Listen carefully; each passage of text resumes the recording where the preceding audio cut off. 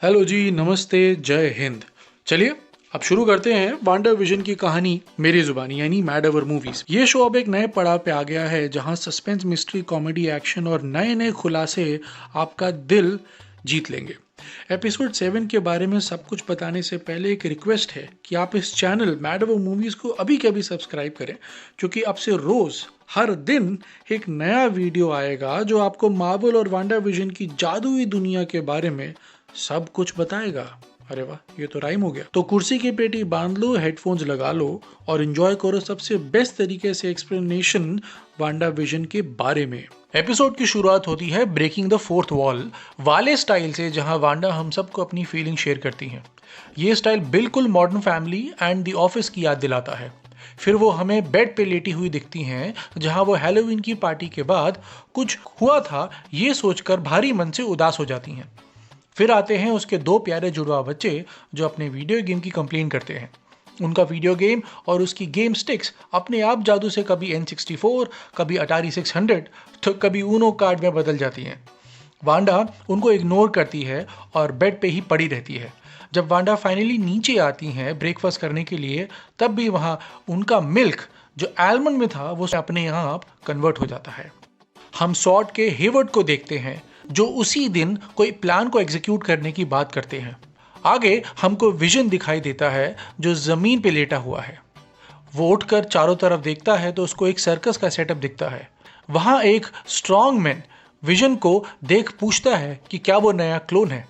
ये strong man का reference एक तरह से मॉडर्न वर्ल्ड के सबसे पहले सुपर हीरो सुपरमैन की तरफ इशारा करता है, जो एक्चुअली सर्कस के स्ट्रॉन्ग मैन से इंस्पायर्ड एंड उस पर बेस्ड था। विजन को डार्सी दिखाई देती है जो सब भूल चुकी है।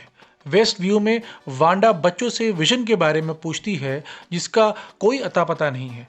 फिर बच्चे अंकल पेट्रो को हवाला देते हुए वांडा से विजन के बारे में पूछते हैं कि क्या वो मरे हुए हैं। वांडा उनसे पिएट्रो पे ट्रस्ट ना करने को कहती है और ये भी कहती है कि उनके पास इसका कोई जवाब नहीं है। फिर वहाँ आंट एग्नेस आती हैं और बड़े प्यार से वो दोनों बच्चों को अपने साथ ले जाती हैं और वांडा को थोड़ा मी टाइम मिल जाता है। वांडा फिर से फोर्थ वॉल ब्रेक करते हुए दर्शकों से बात करती है और कहती है उसको नहीं पता कि क्या चल रहा है।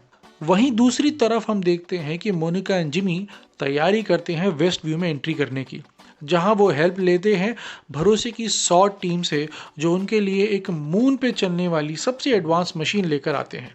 उनको ये भी पता चलता है कि हेवर्ड विजन को फिर से जिंदा कर एक वेपन की तरह यूज करना चाहता है। विजन डार्सी का जादू तोड़ देता है और उसके साथ एक वैन में वहां से निकल जाता है। अब सोचने की बात यह है कि वो डार्सी को उड़ा के क्यों नहीं लेके गया। एनीवेज, हम अपनी कहानी में आगे बढ़ते हैं। घर पे वांडा जादू के ग्लिच को नोटिस कर ऑडियंस से कहती है कि उनको नहीं पता कि ये हो क्या रहा है। फिर होता है कमर्शियल ब्रेक, जहां एक एंटी डिप्रेसेंट दवाई का एड दिखाया जाता है। इधर हम देखते हैं कि दोनों बच्चे एग्नेस के घर पे बैठे हुए एग्नेस को कहते हैं कि आपका मन बहुत शांत है एग्नेस, और यही से हम ऑडियंस को हिंट मिलता है एग्नेस के बारे में कि वो जैसी दिखती हैं वैसी है नहीं। मोनिका जब वेस्ट व्यू में अपनी स्पेशल गाड़ी से अंदर जाने की कोशिश करती हैं तो वो कामयाब नहीं होती। फिर वो अपने आप ही उस जादुई वॉल को पार करती हैं और पार करते समय वो सब एक्सपीरियंस करती हैं जो उनके साथ पास्ट में हुआ था, जहां वो कैप्टन मार्वल और उनकी मदर की वॉइसेस सुनती हैं। और जैसे ही वो जादुई दीवार से पार होती हैं, वो अपने आप में एक चेंज महसूस करती हैं। उसकी आंखें नीली और ग्लो करने लगती हैं। इस सीन से हमको ये पता चलता है कि अब मोनिका बन गई हैं नई सुपर हीरो फोटॉन। वैन में बैठे विजन को अपने पास्ट के बारे में डार्सी बड़े तरीके से समझाती है, और जब उनको आगे जाने में कुछ रुकावटें आती हैं तो विजन वहां से उड़कर चला जाता है। डार्सी को कुछ समझ नहीं आता और वो वैन में ही वेट करती हुई दिखती है। मोनिका सीधे जाती हैं वांडा के पास, जो मोनिका को देख गुस्सा हो जाती है और उस पर अटैक करती है। बट मोनिका को कुछ नहीं होता और वो वांडा से अपनों का खोने का गम समझाने की कोशिश करती है और कहती है कि मैं रिलेट कर सकती हूँ तुम्हारे साथ क्या हो रहा है, और साथ ही साथ वो ये भी बताती है कि हेवर्ड का क्या प्लान है। इतने में वहाँ एग्नेस आकर वांडा को लेके चली जाती है। इस सीन में एक बार फिर हमें मेल मैन दिखाई देते हैं। ये मेलमैन कई बार दिखा चुके हैं, बट इस मेलमैन का कहानी से क्या रिलेशन है और क्यों दिखाया जाता है कुछ नहीं बताया है। हो सकता है आगे जाकर के ये मेलमैन कोई बहुत बड़ा खिलाड़ी निकले। एग्नेस वांडा को अपने घर लाती हैं और वांडा को कुछ अजीब लगता है। वो टेबल पे अपने बच्चों का खाना देखती हैं और एग्नेस से पूछती हैं कि मेरे बच्चे कहाँ हैं। एग्नेस एक अजीब सी मुस्कुराहट के साथ कहती हैं कि शायद वो बेसमेंट में खेल रहे हैं। वांडा जब बेसमेंट में पहुंचती है तो वहां उनको एक बहुत ही डार्क और क्रीपी सेटअप दिखता है। एग्नेस भी वहां आ जाती हैं और बताती हैं कि वो असलियत में है Agatha Harkness. Agatha Harkness Marvel comics और यूनिवर्स में एक बहुत शक्तिशाली जादूगरनी है जिनका रियल ओरिजिन फैंटास्टिक फोर से शुरू होता है और बाद में वो वांडा को जादू सिखाती हैं एज अ मेंटोर। मगर इस शो में उनको अभी इंट्रोड्यूस किया है तो शायद उनका ओरिजिन थोड़ा अलग हो।